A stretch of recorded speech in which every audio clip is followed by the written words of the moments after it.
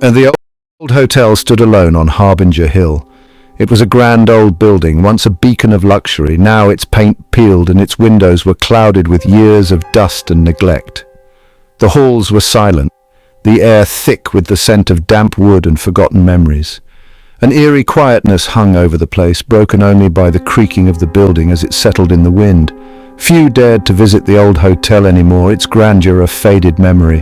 The hotel had a troubled past, whispered about in hushed tones by the townsfolk. They spoke of strange occurrences, of guests who checked in but never checked out.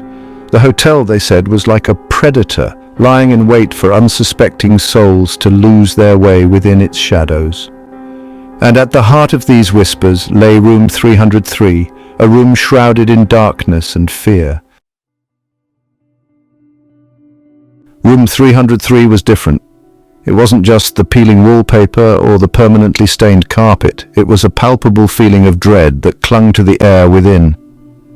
The temperature always seemed to drop a few degrees, as if a cold breath had settled over the room. Locals spoke of a man named Thomas, a long-ago guest, who had met an untimely end within those very walls.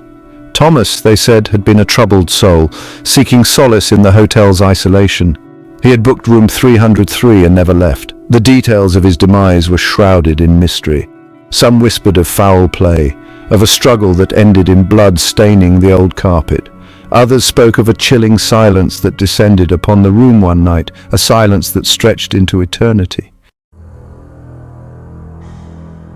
The stories about room 303 were plentiful.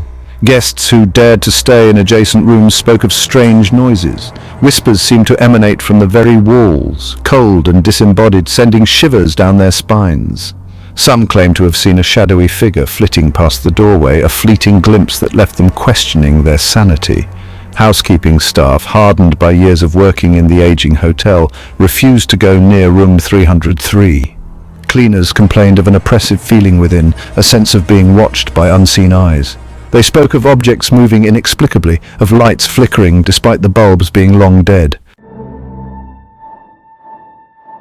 One chilly evening, a young woman named Sarah arrived at the hotel. She was a writer, drawn to the hotel's eerie charm for inspiration. Sarah scoffed at the stories surrounding room 303.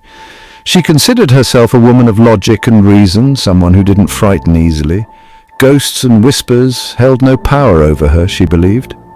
Despite the warnings from the wary hotel manager, Sarah insisted on staying in room 303. She saw it as a challenge, an opportunity to disprove the myths that surrounded the room. Armed with her skepticism and a trusty notebook, Sarah stepped across the threshold, ready to confront